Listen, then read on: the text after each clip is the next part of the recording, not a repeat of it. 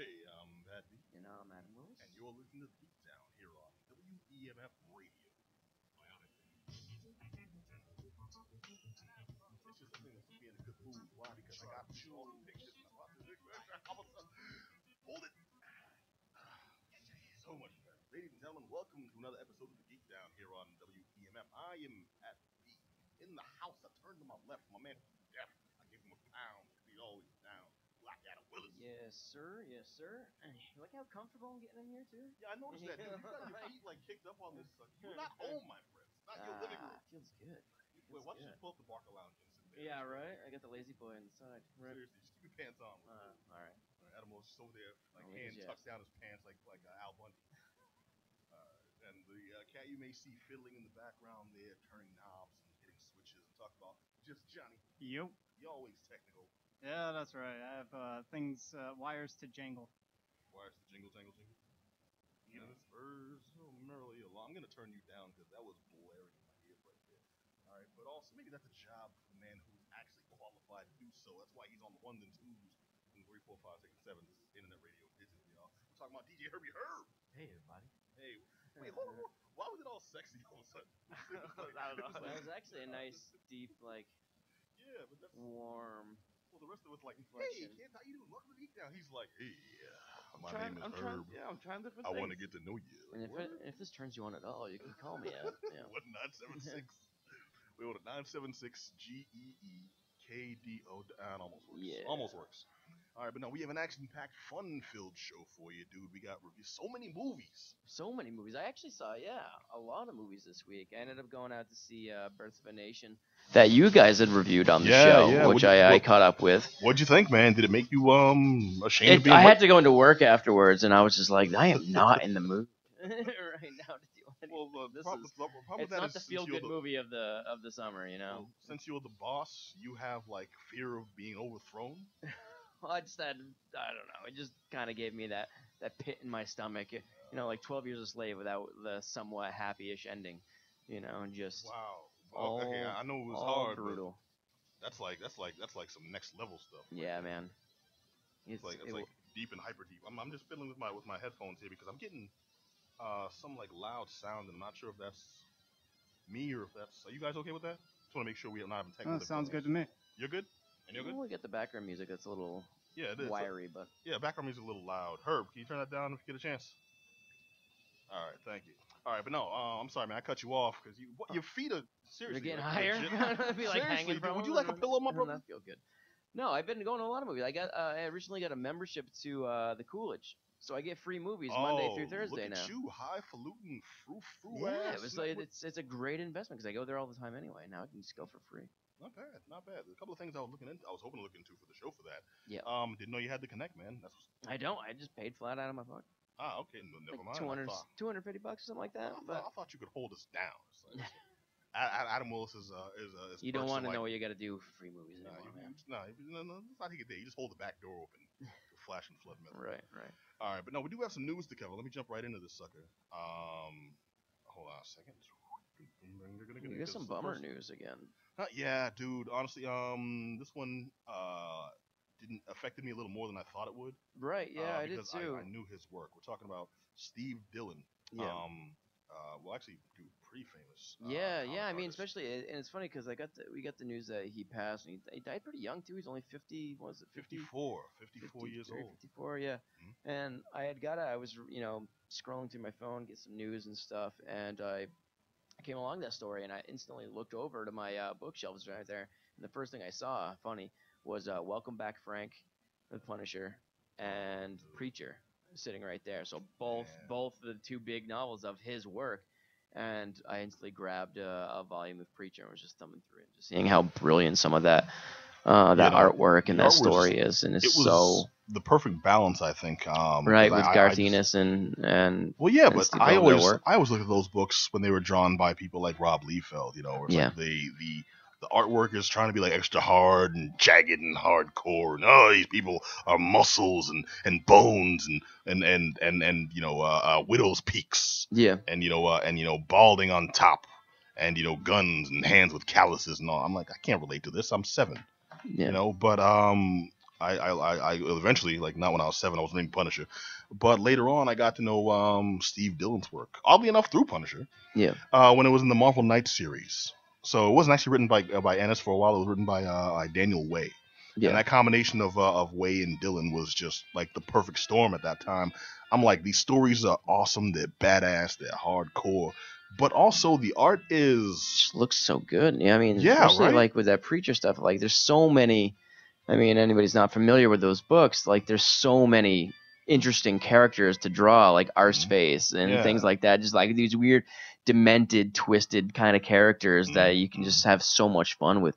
And he just nails it down. Yeah, and he it carried that. was Like, it the was images great. we know came from his design. Yeah. You know, John, were you a comic reader? back in Nah, the- sorry, don't read comics, so I can't really respond Hey, much. To those, sorry. it's okay, man. Some of these people are known to the niche audiences, and that's cool. I've probably he was- seen the artwork.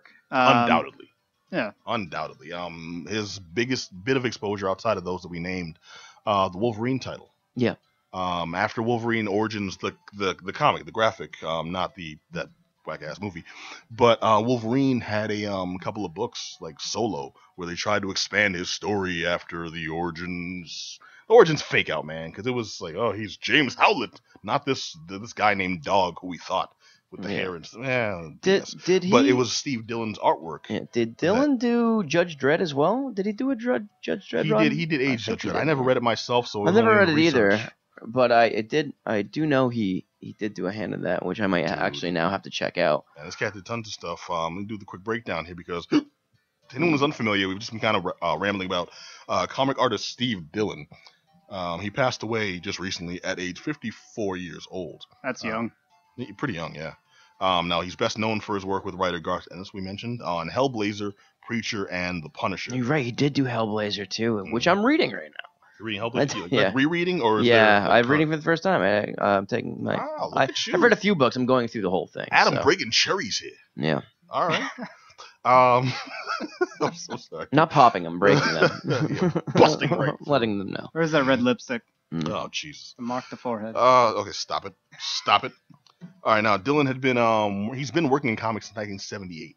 See, Yeah. I found him in like 90. So most of his life, nine. you know. So I had no idea. Yeah, dude, a good. Damn, that's almost 40-year span now. Yeah, so he was a young guy considering he died. Mm. Yeah. But no, since he was 16, that's what gets me. Because when I was 16, I was working like record stores. I had like cheap part-time jobs. Yeah. This dude was working for Marvel. Yeah. His first He comic knew what he gig. wanted early, and he was good at it. And they were like, "Yeah." I feel like I wrapped him wasted up. something, man. I've such misspent youth. Well, it's like when you think Uh-huh.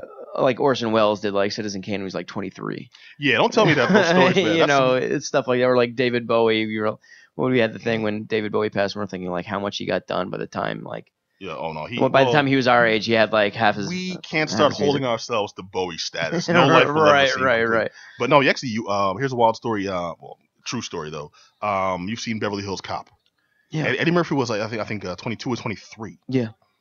That's Well, when you Really? when you think Seriously, he did yeah. Delirious, when you think he did Delirious, he was only like Yeah, he 21, was- 22 years old. So he Mhm. was like super young, and I like you kind of put that in perspective. You're like, man, that guy was the most popular person on the planet, mm-hmm, on the planet, Yeah. and he was such a young guy, and you kind of you don't understand that, you know what I mean? You're like, what were you doing? Like, how ignorant were you when you were like 22? You know what I mean? Imagine having probably- everything at your feet like I was that. trying to drink being that- and getting turned down by girls. is what I Yeah, was doing. you know, and being that good at something at such a young age is just so remarkable. And like, yeah, Steve Dillon Well, he's doing known, comics since he man. was 16. That's pretty incredible. Dig this because this was kind of cool. I wrote down a quote.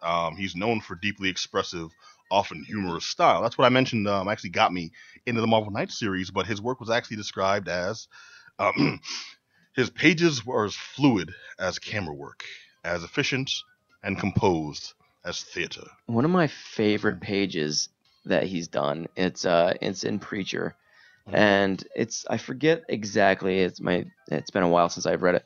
But they go to like that party, and then there's that guy that's like he throws these parties, and they're just wild and sordid, you know, events and things where there's just drugs and sex going on like this. Yeah. But there's Johnny, I didn't realize you had a cameo.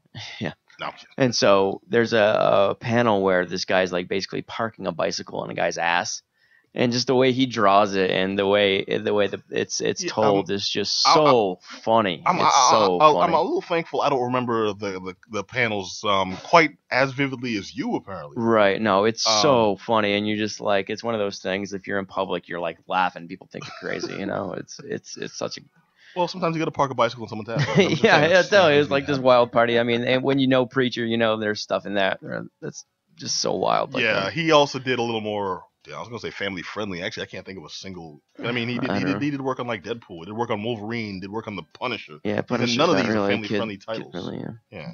But no, the work came from the work. The quote came from Warren Ellis. He's worked with the accolades this dude gets. I mean, those are serious names. Garth Ennis. Yeah, one of the biggest names in comics. Yeah. Grant Morrison.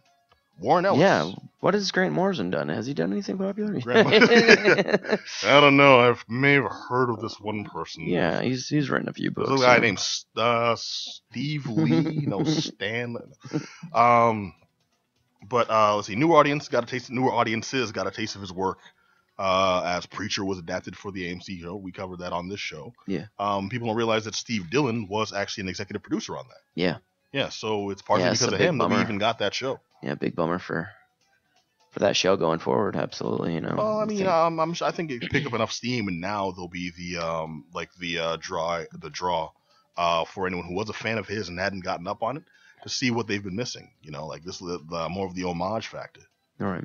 Yeah, I hope so at least. It's a good show, and I'd like to think that this was one of the projects that he was passionate enough to put his own force behind. The show's interesting. It could go so many different ways right now because it's you can't adapt that like not page everything. for page. You know what I mean? There's so much weirdness in there. It's just a weird book. It doesn't. I don't think it'll like. But it's awesome when they find ways. That's what. Yeah, I don't think it'll benefit like just a literal adaptation. You know what I mean? So where they're gonna go, it should be interesting. You know. Mm-hmm. I like it when it got a little weirder. It was a little too straight early on. It took a little while to gain some steam for me. Oh, it had to establish itself. Keep in mind, like they're trying to sell this to general audiences, not just the hardcore comic fan. You bust out Arseface in episode 1. People are. But they did, you know. He's not even later into it. He's like, whoa, hey, for sure. Like, that ain't pretty.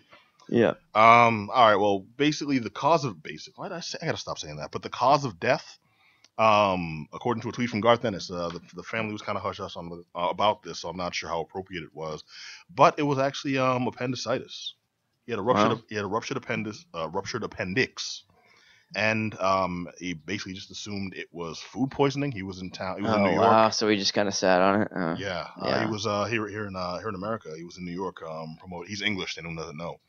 But he was to promote a New York Comic Con. Yeah. So who's to say I may have like bumped into him and didn't recognize him? Yeah, like during our coverage, some a-hole bumped into me complaining about a tummy ache. Yeah. Plus, then you're at a big con or something like that. You're just eating a bunch of food, whatever they got. You're not sitting at home having dinner where you may like, hey, this is not like indigestion. Yeah, it's a natural assumption. Unfortunately, it turned out to be a ruptured appendix. He wasn't treated for it and eventually succumbed.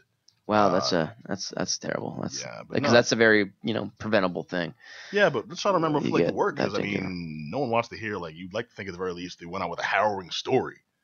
Not like well, who does anymore? No one rides the bomb down down into the planet. I feel like I'd like to have a clause in my will where if they could make that happen, there's a terminal illness going on. Just strap your corpse to a bomb. And throw it. Yeah. Hey, what are you going to have? A funeral?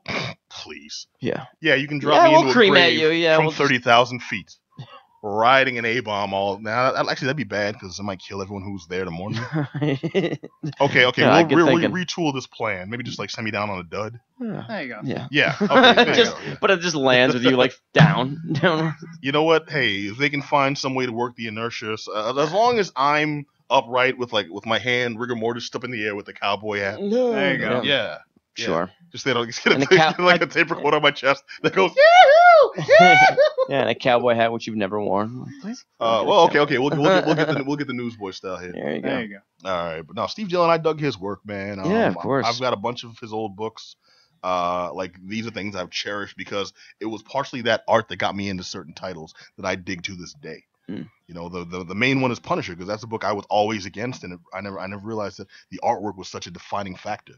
You know, when I got around to Dylan's work, like he's one of the main things. It may even be because of his work, because I read a couple other books that the writing kind of sucked, but his art was spot on. Yeah. So I kept reading them. So Steve Dillon, Yeah, it makes had it an effect on yours truly. Yeah, makes the story a little bit better. Yeah. You know? So we're talking about comic legend, man. Steve Dillon, he passed away recently at age 54. Rest in peace. Sure. Mm-hmm. All right, the next news story is one I know Adam holds very dear.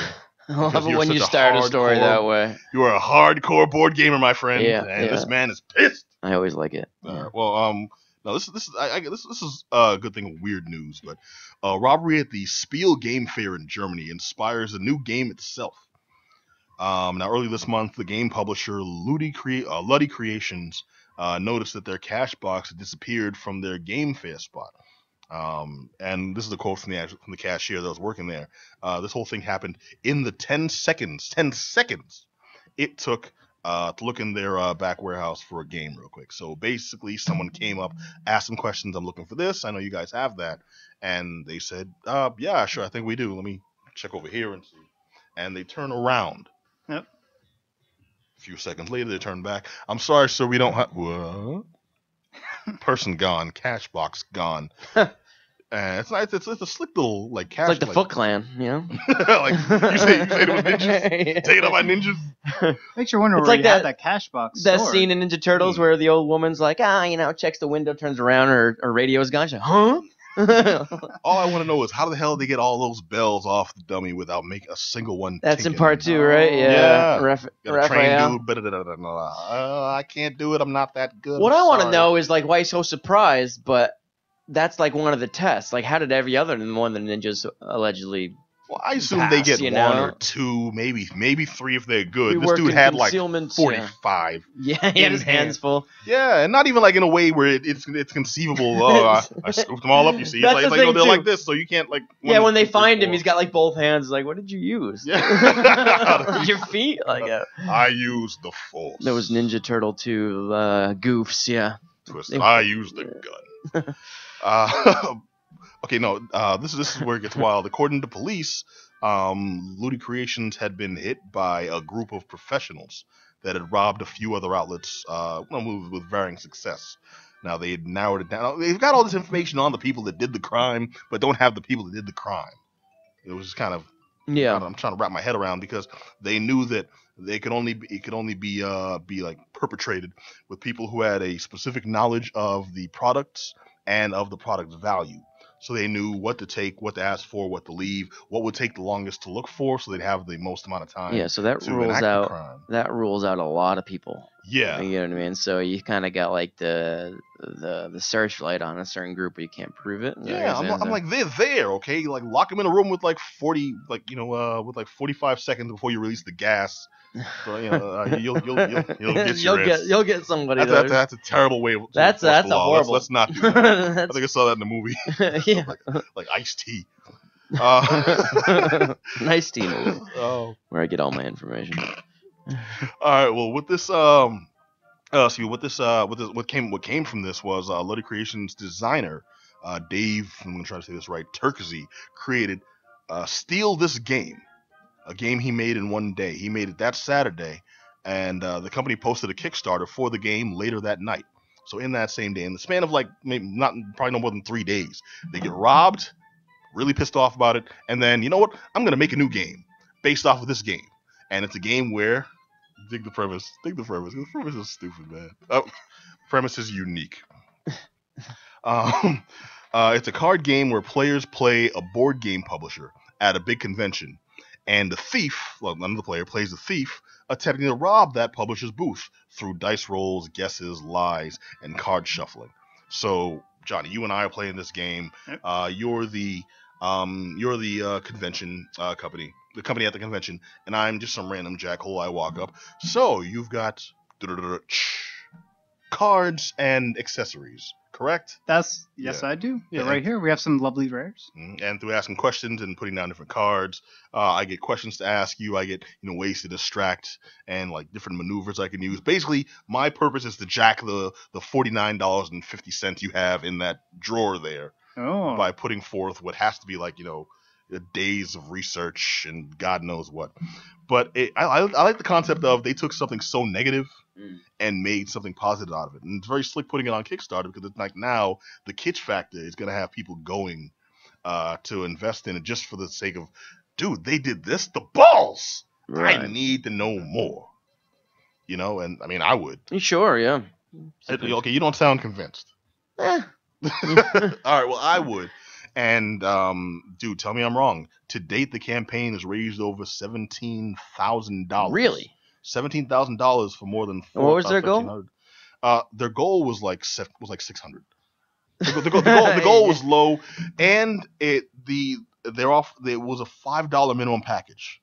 So if people just giving them $5 and they got 17,000.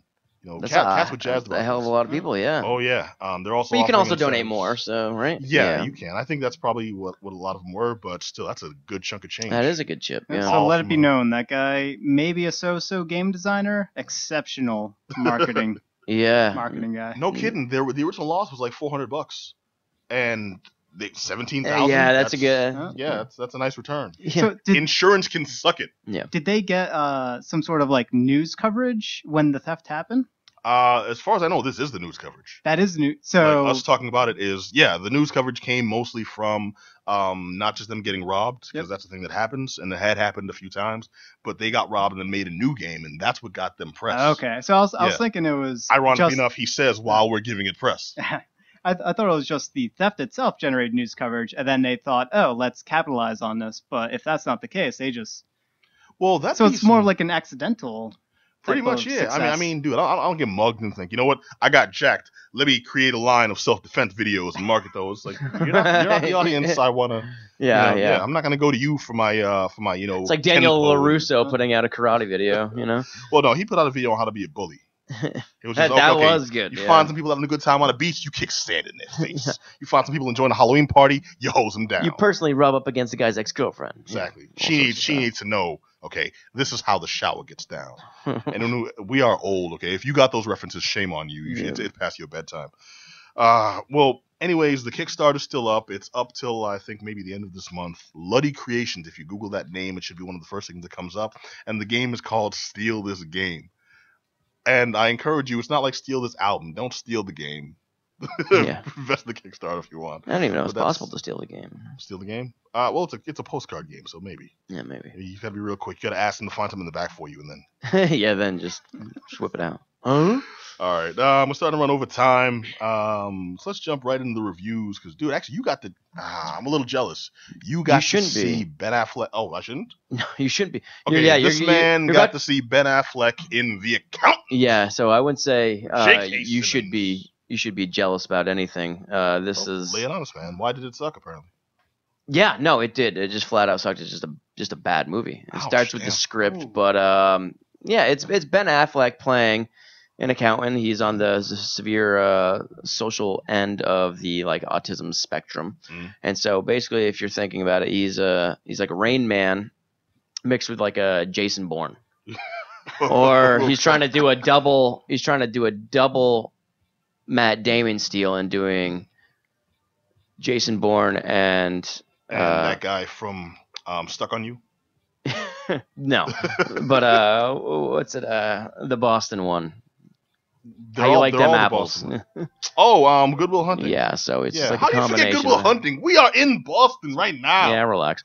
Okay. So you're telling me this isn't the gripping tale of an accountant and his day job? Let me tell you. I'll tell you. Right. Christian, he plays a character named Christian Wolf. Like I said, he's on the sphere end of the spectrum, and when we see him, he's got a CPO. He's got this little office, and he's giving these people financial advice, and like assassins do. Yeah, and then you kind of go dig into his past, and you realize he's not certified.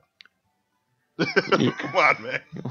So you stop. All right. So you find out that he was raised by a very strict father, a military guy, and then his idea was he didn't want his son being taken advantage of, so he kind of had all these trainers to kind of give him all these various martial arts and everything like that. So you get these in terms of flashbacks, but then his job as the accountant, the cover is what he really does. He gets these jobs through big nasty corporations, nasty big tobacco. Yeah, well, it's like that, but it's more like drug dealers, big organized crime syndicates, like the Italian mob, like the cartels, and he basically cleans their money. He digs through all that stuff, and then they start like looking at him. They're like, because they see this picture with like his like him in all these photos. Like, how does a guy like that survive all these clientele? Won't they just kill him once you know all that information? Then you start to realize, like I said, with the flashbacks, he has all this training. And so he's a very lethal guy. At the same time, he's very uncomfortable in social situations, so he can't like talk to normal humans. So far. It does, and it's kind of not a bad setup. The thing is, it's schlock. It's not good, but it takes itself so dead serious that it's just like it refuses to kind of have any fun.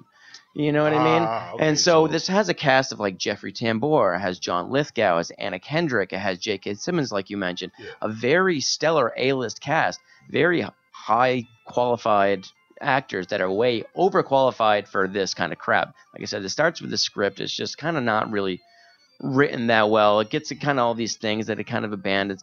But it is a movie that you can have fun with. There's a lot of scenes where he is, like putting someone's head through a sink, or like shooting people. And has John Bernthal in this movie as well, which he's really always he turns up.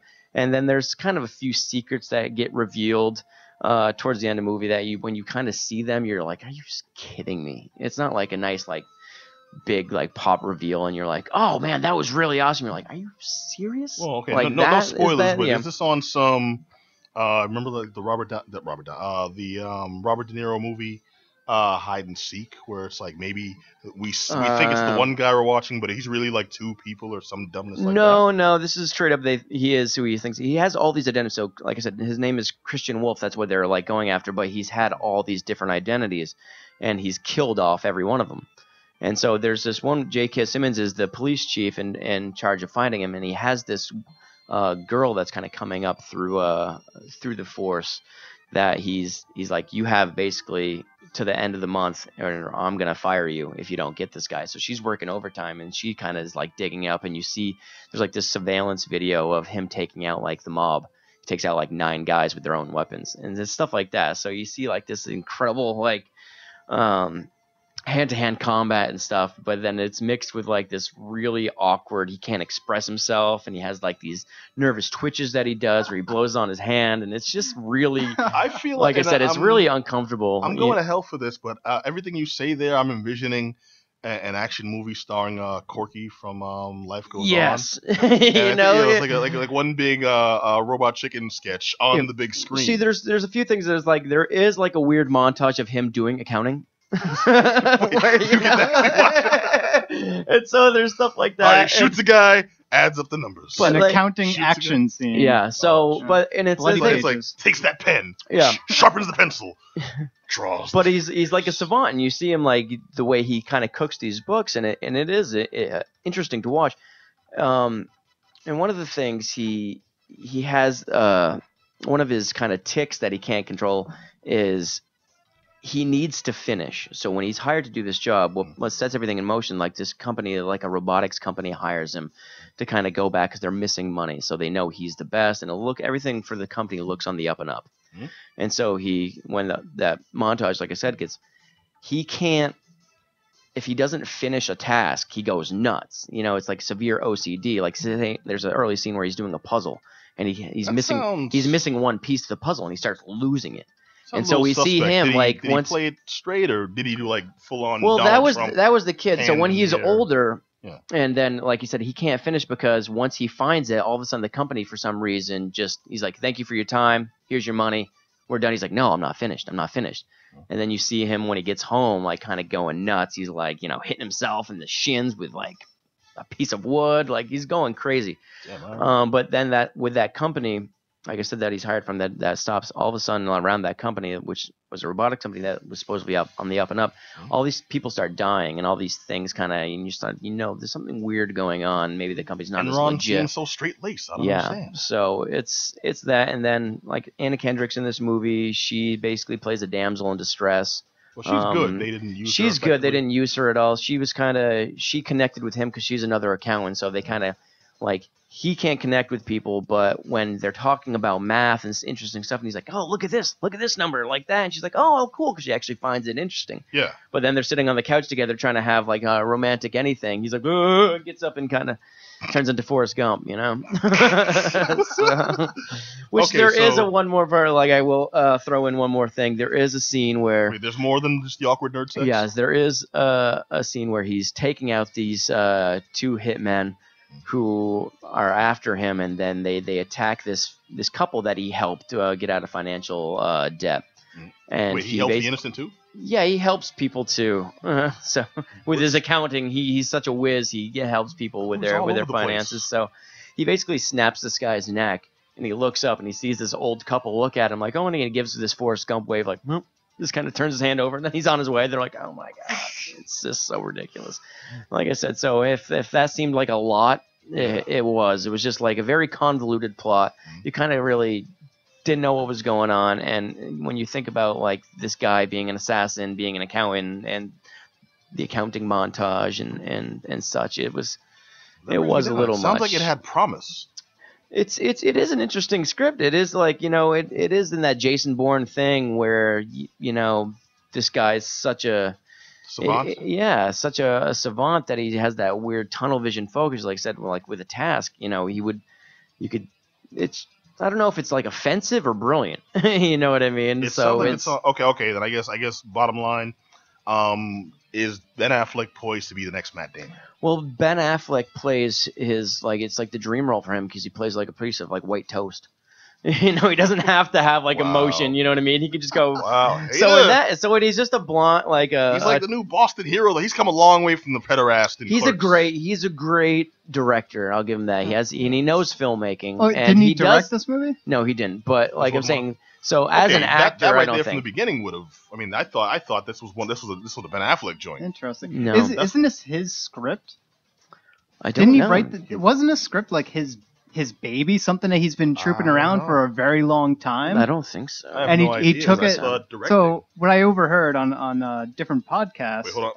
Wait. You listen to other podcasts? I listen to other podcasts. I am sorry. What the? There are no other podcasts. We will not acknowledge. The Geek Down has the monopoly on this.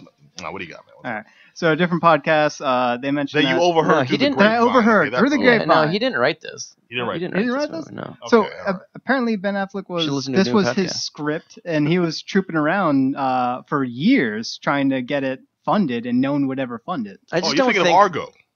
Was it? No, because it wasn't this. Because I don't think Ben Affleck.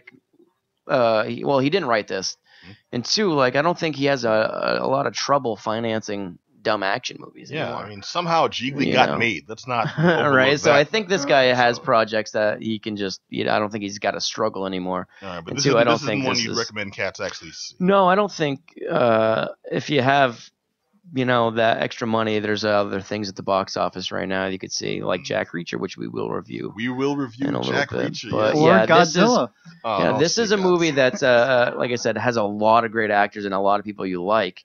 And like I said, they're just way too overqualified for this stuff. That's kind of a bummer, but I mean that's it is kind of a bummer, you know what I mean? I don't know. I didn't really have a lot of high hopes, but I thought it would be a fun, throwaway action movie, which Batman we enjoy, right? A really hyper-focused assassin, right? Oh, I was all in. Yeah, I think we were both on the same page with that. And then it just, this is what you got, man. This is what you get. Breaking hearts, cuts deep. You did it to me in the back crying right now. Those are tears. Those are tears of sadness. The tears I never cry. The tears of ultimate sadness. But you actually got to see a movie. I think I saw this while you were watching Shin Godzilla, which is I did not mean to make it sound racist. Yeah, dude, I got to check out Shin Godzilla. It's the latest release from Funimation. They actually released this earlier this month. Had a very limited run, but I guess it was so popular they expanded it. Yeah. In a few other markets, and we got a quick second viewing, which we did get to go to. I couldn't make the proper viewing at New York Comic Con. Right. I did go to the after party, but the movie itself. What'd you think of the movie? Oh, yeah, that was Godzilla, all right. Crab cakes. Fantastic, loved it. Jeez, dude, don't. Okay, this is a kind of a reboot of Godzilla. Yep. This isn't the Godzilla we know and love. Godzilla is a new monster, a new creature in a Japan that has never heard of him/it before. It's this entity. This is Japan's take on rebooting the series. Yes, yeah, because it's happened in America several times. Most recently in 2014 with Bryan Cranston. Which was weird, right? It could have been better. It could have been better. It wasn't the worst thing I've ever seen. I did like the Godzilla fights in that one. I love the Godzilla fights in that one. Yeah, I'll give it that for sure. Yeah. This one is a Japanese take where they've gone so far as to like revamp the monster. It's not the Godzilla we know as this big irradiated lizard. This was a thing that evolved from different forms. Mm-hmm. Yeah. Let me give the actual synopsis so people get some. I'm kind of espousing here, but a massive guild monster emerges from the deep and begins tearing through Japan, leaving nothing but destruction in its wake. As the government scrambles to save the citizens, a ragtag team of volunteers cuts through a web of red tape to uncover the monster's weakness and its mysterious ties to a foreign superpower. But time is not on their side. The greatest catastrophe to ever befall the world is about to evolve right before their very eyes. That catastrophe is friggin' Godzilla. And I will say, as much as I went in expecting a classic badass knockdown, drag out fight of giant monsters, kaiju, punch them in the neck action, this seemed to be more movie, and tell me if I'm wrong, more movie about Japanese politics, red tape, and almost a pastiche, a send-up, if you will, of the bureaucracy that gets in the way of actual decision making that could have possibly saved the country in the first 20 minutes. Yep. So it's almost right. Like death by too much democracy. I wouldn't say too much democracy. This is I can't sign off on this because we got to get the vote from this place here. But it's not about the voting because someone has a political move they're trying to make, so we need to grease the palms here and such. And it's some of it was folks jockeying for a position. Some of it was people basically trying to protect their own interests. I think it's it also sheds a spotlight on the difficulties of making a very important critical decision while being pressured under extreme, time sensitive, peer pressure. Just seeing the politicians and the other people that are in charge and seeing them crumble underneath the pressure of making these very hard decisions as they're going about, and kind of thinking what the political ramifications of these choices are as they're making them, and seeing that if they think too much about where it's going to lead in the future as far as their own political position, that they end up possibly making the wrong decision. Yeah, and the thing about that is that was very unexpected for a Godzilla movie. For a monster movie where, in the spirit of the original Godzilla, that was about, there's environmental change and there's hazards that are breaking down basically our world. Our ozone is crumbling and radiation is rampant, and we're getting these monsters that are going to eat us all if we don't change our ways. That's a message I can get behind. This was pretty much, if I'm not Japanese, this was a lot of Asian politicians sitting around arguing with each other while this giant, disgusting creature. Just what you want to slow the action. Let's hear this board meeting. It pretty much is. So many board meetings, dude. It was 2 hours of people in rooms talking to each other and figuring things out. But the way they edited it, half hour of Godzilla monster action. Not even like in 2014 where you'd see him on TV. No, this was arguing on, and it wasn't in boardrooms, riveting conversations either. I actually, you know what? Here's where we have a block as Americans. I think it was, but a lot of the humor is specifically Japanese focused, audience focused. That we didn't get a lot of the quick back and forths. Some of the jokes. Yeah, there's a lot to be missed with that. Yeah, I'm sure. The translation. Yeah. Yeah, I can get down with really talking heavy meeting movies, especially when it's like a criminal case or something like that in a movie, something to do with juries and things like that. But so this sounds like it was more like this was it was hard to wrap your head around, and when you did, it was confusing and gross. There was, I emphasize You gross. said gross, yeah. Shoot. So this is like evolution, you said, and this is mentioned like so in the nastiest, most awkward, jerky. Yep, you got to see reptilian slime. Sense. This was on some HR Geiger level. Really? Yeah, and so everything's like dripping wet and just more slime. so. It's part of the evolution. We mentioned the evolution of Godzilla because we see Godzilla in 3 different forms. In 3 different forms. Which forms do you see? Well, he starts off as this thing that emerges from the ocean. Actually, okay, back me up on this because, well, maybe you will or maybe you won't. But I thought when we first saw him, I didn't realize that was Godzilla. I thought that was going to be the thing that Godzilla was going to fight. Well, that's like people too. I mean, so Godzilla's story is the story of evolution. Kind of starts as like a slime mold ripping out of the water, then turns into at the very least radioactive evolution. Yeah, mutation. This was some grotesque, like this hideous thing emerges from the water and is seeking power and a radiation source for like sustenance on land. No, I think it was just cooling off. Wasn't it looking for more radiation? It was causing radiation. Yeah, but itself. I thought it was okay. That part was kind of ambiguous. It was. They didn't really explain. I don't think they actually explained why it came on land, other than it came on land to. I think it was to just test to see if it could stand up. Maybe. It's funny had a map of its trajectory. It's funny that there's so much talking and explaining this movie that they didn't happen to explain what the hell Godzilla was doing. There was a lot of dialogue in this movie, a lot, and that's if you're not. It was confusing, heavily scientific, the most broken of broken English. When they have one character who is God lover. She is supposed to be this Japanese politician, but American born. And she's the direct liaison to the American president. And she's the one who's supposed to be fluent in English, and she's the he's the bridge between the Americans and the Japanese, and brokering all these deals to help get American support to take down Godzilla when Godzilla becomes a legit heinous threat. And you've never heard such like broken like she's supposed to be American born fluent. They gave her one of those bad phonetic translation YouTube series like a half hour before the first day of shooting and said, okay, don't worry about learning lines, just read this. Her English was, if you go to Japan and people in Japan realize that you're English, they would say a catchphrase, and that was her English throughout the entire movie. It was an entire film of "Okay, USA." Yes, and the actual like the people that were the other people that were from America that clearly were not sort of an ambassador to Japan, like weren't speaking Japanese at all. They spoke, and this was intentional. They spoke a very slow and very deliberate. They fully enunciated their English, and they spoke very slowly. But it wasn't like how an American would talk. It was how they should talk in order for a Japanese audience to pick up that they're speaking in English. Yeah. One thing I can only justify this with is I think I now know how friends I have that I've shown movies.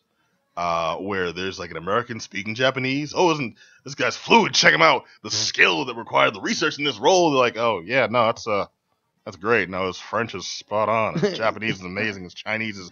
Can I go now? Yeah, can he order for me on the menu? Yeah. Yeah. So yeah, we got to taste our own medicine there, I guess. Yeah, I guess. The rest of this movie it's a lot more political drama-esque than I ever anticipated going. Sure, yeah. It's not usually the first thing, at least for me, what I'm thinking when I go into a Godzilla movie or any movie that has a giant thing destroying and whatever city happens to be in. Well, a lot of the original Godzilla movies do have a lot of dialogue, and they not the ones with the monsters. I'm talking the ones where it was like purely focused on Godzilla, and there was a lot of back and forth, a lot of politics involved, a lot of talks, as you said, on radiation and the ramifications of using radiation. Yeah, but in those I felt they had more of the people's best interest at heart. In this one I felt it wasn't just general people, it was Japan specifically, and I felt kind of like an outsider looking in.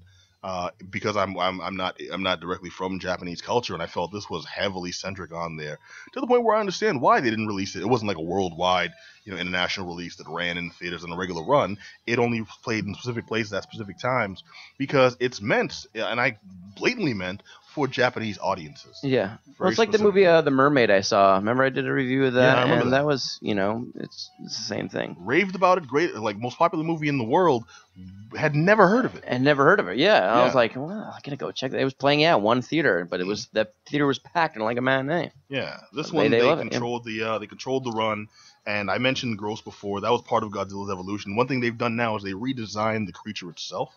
Okay. So that, and the thing that I really did got see a me picture, is, yeah.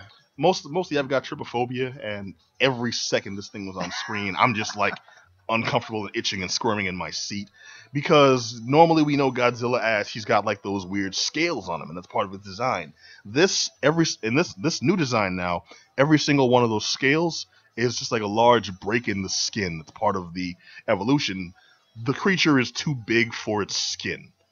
And that's like part of the growth, and I'm like, that's nasty. That's gross. It's dude. probably like an evolved vent to get rid of all that internal heat that it's generating. That's so much worse, because the first time we see that, it's in gills that it's crawling along the city streets and dropping this like red pussy yak. All right, cool. Yeah, So they went all out. I will say though, the part of the redesign I did think was freaking cool is when you see him start working the laser technique. And they've got some new moves Godzilla's pulling. Now he's got like lasers out of his back. Each of those scales is like a gun shooting a laser. They worked the breath in 3 different forms. This was built up to it. It was probably the best scene in the entire movie. Was Godzilla sort of charging up its breath weapon and then shooting it out, and it comes out in multiple forms, and it's building up to, and it goes through like a new phase of its intensity, and it gets stronger. And yeah, they explain things. It's almost on the same level of scientific explanation as do you remember that movie, that dragon movie with Matthew McConaughey and Christian Bale? Yeah, Rain of Fire. Rain of Fire, thank you. Good. In Rain of Fire, they had like a scientific explanation to how they can breathe fire. Yeah. It's movie science, but it made sense if like things could actually do this. It has 2 different chemicals in the back, and they mix, and this was like that. You have Godzilla, he breathes out a gas, and that's how, that's part of his methane, the way his body processes. But then, because he can also do the fire, he can create a spark and focus that. And I'm like, oh, they're really working it in. And you get that in these cool scenes of him taking down. Anyway, I don't want to go into spoilers. I'll just kind of wrap this up really quick, because I like the new take on Godzilla. I like that this is a focus on revamping and not sensationalizing monster fights. In previous years, we've gotten to the point where Godzilla's, he's sympathetic. You root for Godzilla more often than not in recent years. And this took it back to know Godzilla is a threat from very beginning to very end. You just want this thing gone. Yeah. Okay, it is killing people. It's destroying property. Your nation is like, all your arguments are invalid. This thing just needs to be stopped and dropped. Which should seem obvious, So. Well, no, he had the mean face on, everything. This wasn't like Godzilla dancing with the kids in a commercial at the end. This was Godzilla will eat your family. Would you recommend, yes or no? I wouldn't, but because I, as an American, I wouldn't. I felt so out of place in the back and forth dialogue between Godzilla scenes that this was very obviously not meant for me. Also, lots of it did not make sense, and I still think it probably wouldn't make sense if I understood the dialogue like fluidly, but I didn't. There was this whole bit we talked about where they're trying to understand the situation, and to do that, they've got notes from a dead scientist who didn't even leave a key or a legend to understand his work. But somehow we fold this paper a certain way and we get a message like, okay, cool, it's going to make sense now. Never once understood a damn thing anyone was saying. They had computer diagrams. They had like graphical printouts. They had like sonograms of like motion. They even had like just video image of what. None of it made any sense. Okay. and I couldn't wait to see Godzilla on screen. Then I saw Godzilla on screen, and I could not wait for him to get off screen again. All right, I wouldn't recommend this, but if you're a hardcore Godzilla fan, I'd say see it for closure. Cool. Only. I would recommend the hell out of this movie. How the hell did you have such a good There, time? there are faults to it, and you brought up one of the big ones, which is the fault with the paper solving the mystery thing, and the other fault is the CG work is definitely not up to snuff with what you get here in the States. But those two things aside, if political government interworking dialogue heavy complex dialogue and sciencey stuff is your thing, then you're going to be I loved that part of it. I absolutely loved, and I loved the weird chicken rat skinless fish thing. Stop. The memory alone is getting to me. All right. Well, okay. Johnny says see Shin Godzilla if you enjoy a political drama, red tape, and BS. Yep, best one yet. Aside from the original. Okay. Well, on the subject of actual good movies, Adam. Yeah, you got to see this as well. So we went out to see Jack Reacher, Never Go Back. Jack Reacher, Never Go Back. Yeah, this isn't one of those Tom Cruise joint, Yeah. Okay. Now, so right off the bat, tell me the title "Never Go Back." I couldn't stop myself from saying. I said it like 3 times. Jack Reacher, Never Go Black, right? Yeah. Oh wait, no. Well, it's funny you mentioned the title because this is based on obviously the Lee Child novel. There's like 21 of these things, and they're all really really good, but they're all really kind of the same, and they have really like bland generic titles that you kind of forget which one you've read. You know what I mean? I've read a few of them, but I haven't read this one in particular. But this is just a lot like the other ones. This kind of like you must uncover a government conspiracy. One of this girl that he's talking to, played by Colby Smulders, is all of a sudden also known as Aunt Robin from How I Met Your Mother. Yeah. Or Maria Hill from the Avengers movies. Yeah. So she plays this government, basically his old job that he had when he was still in the service. Now he's this roaming kind of free spirit, like just kind of hitchhiking home. So, but it is because he was Jack Reacher's a lifelong military guy. He comes from a family of it. This is all he knew, and like all of a sudden, Audie Murphy level of decorations. Yeah. So all he knew was this, and so he just kind of dropped out. So he's talking to this girl. She's kind of connected back into that world. Like I said, did his old job. And then as soon as he goes to see her, he realizes that she was arrested for espionage. And so he must uncover this, thrown back into it, uncover this government conspiracy. Well, dude, they involving hit this, a lot of. I've seen a lot of like espionage films and there's government intrigue. We're gonna go. They're hiding secrets, and they do it so well. Like you can tell when it's orchestrated. Where this is an actual cover up. I feel like there's a conspiracy here. The way they did it in Jack Reacher, Never Go Back. Tell me it didn't feel like just the most ham-fisted, forced.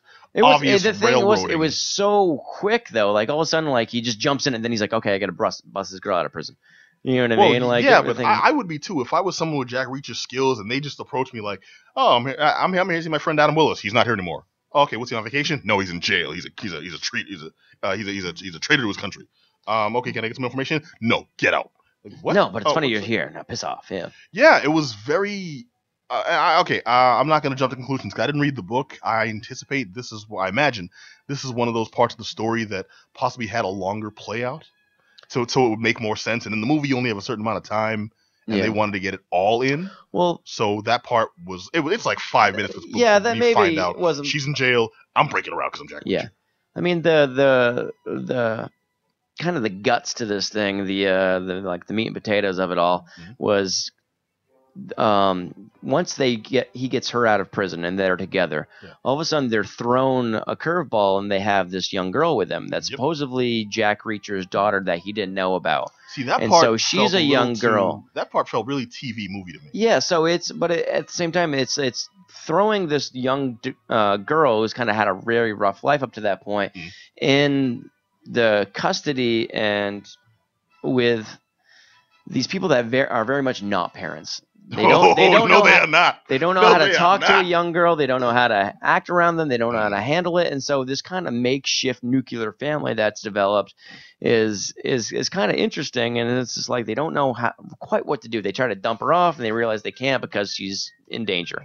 And then he starts to like her. When they did that, though, it felt like it could go road comedy at any point, and I was really Yeah. afraid of that the whole movie. It didn't do that. I was very thankful. But there that was some on the lighthearted, cusp. funny kind of stuff, and mostly it's because it's like where were you? And they kind of gotta act like the parent, like yeah, you know that's it's not more like I'm upset you're gone. You're like no, you're gonna die if Yeah. if you don't listen to us. You know what I mean? And he Yeah, kind it of does that. was- She's like, oh, you're very intense. He's like, Normally Yeah. that stuff bugs me though, because I mentioned TV movies. When you see that, that's like the obvious thing. Someone did something extremely stupid, and this was just a girl who thought she was being smart, but didn't realize that. Yeah, you're being smart if someone's Yeah. looking to like she's if someone's looking to steal your purse or something. yeah, she's When got people the, are looking to kill you to cover up an international conspiracy, then yeah, maybe you should listen to the people who are dodging bullets for you. yeah, she's got the the street smarts, but she really I mean the thing is she's had a tough life, so she's very untrusting. So it takes her a while to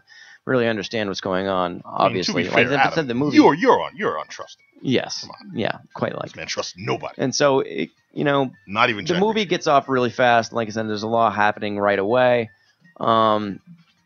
And reflecting on the movie, the first Jack Reacher, I don't think it was quite as good as that one. I really liked the first one. I It was didn't get the the same Christopher vibe from this. McQuarrie. I think it was because it was like it wasn't really as good as the fight scenes. I don't think the set pieces were that great. That one even had a great like car chase. There was a lot. I think the action was just better. And it looked better. It was a better looking movie. I thought like you could tell where that money went. You could tell like the set pieces, just Really, the way they were this really seemed kind a of lot developed. like they got a couple of cars, some flashy props. No, I'm talking about the first one. Oh, okay, yeah. So this one doesn't look like that at all. No, This one doesn't. It looks like you see how much it was made, and you're like, well, really? It cost that much? No. And then plus the first one had Werner freaking Herzog as the villain. You're never gonna he top was, that. No, he was the creepiest. And so you dude had ever. the guy. What's his name? I think he goes by the biting Hunter. off. Oh, in this movie. In this movie, Yeah, and he may as well have been like just a collection of ninjas that they just continuously throw at him because he's this impossible force. He's a generic villain in this one. Yeah, they never so. give him a name. You never find out his true purpose besides they paid me to kill this guy. I'm killing this guy. Okay, cool. Why are you killing all these other people as well? Because that's just it. It got a little into itself, and I do like how they tried to show Jack Reacher as because the sense we got from the first Jack Reacher was he's Batman without a suit. This dude's untouchable. He pops up when necessary. He's got the information already. He kicks the ass. Like the asses that needed to be kicked, he kicked them 5 minutes ago. He's just here to admire his handiwork when you arrive, Yeah. In this one, he's more like Daredevil. You watch him. He's good, but he gets like hurt. Yeah. A lot. Yeah, he gets hit with a bat. He gets, he's stabbed at one he's point. fallible, but the writing seemed like, well, we just need to make another Jack Reacher story, so let's make a Jack Reacher story. Something to hold over. I mean, the thing people were obviously upset with too, because Jack Reacher's obviously in the books he's 6'5" or 6'6". He's a huge guy. You can't fault Tom Cruise for being short. So people are like, oh, look at this, this little guy. I mean, he asked Lee Child, from what I understand, for his permission to get his blessing, and Lee Child's like, yes, I want you to do that. Right. So if anybody's like really upset, it's kind of missing the point. I think he does good homage to this character because he is kind of dig the crap out of a Tom lone Cruise. Tom kind Cruise of is the man. The loner, kind of lonely existence that he has now. And like when she asks him, it's just like, don't you get lonely? He's like, yeah, sometimes, and it's just kind of that, like, he can't really outwards because he doesn't know how to communicate. He never really, it's this kind of giving and taking orders of this life that he's had. And so like him trying to express himself is like, it's difficult. And I think he does some really good acting trying to get that across. You see how uncomfortable it is for him. No, totally. I will say, those may not, like, our complaints may not be the biggest deterrent for anyone who may be on the fence about this movie. Right. Because if you're on the fence, nothing we say is going to sway you. You're on the fence because you like Jack Reacher, but maybe there's some other factor jumping in. I recall when the movie let out, it's meant for a very specific audience. Because I was in a full theater. I turned around. All dudes. Yeah. Full theater, not a single XX chromosome in the house. All right, all just old dudes. A lot of them look like military veterans. Like this appeals to a very niche audience, but the audience knows what they're getting into on going in. I would just say, don't go in expecting to have as good a time as you may have had with the first Jack Reacher. This one tried to be more human. I think kind of failed on that level. If you focus on Reacher himself, I did like Colby Smulders in it. Yeah. The daughter is kind of inconsequential. Same thing with the big villain, the like assassin that's chasing him the whole time. And honestly, dude, the big reveal at the end, it felt like tacked on. Like, where the hell did that come from? This whole time you're led to believe one thing, and I can understand throwing a curve or a twist, but I'm just like, really? That's when the hell did you work that out in your head? And it just seemed like kind of random to something that had been they'd established for so long. I do want to call out real quick Aldous Hodge.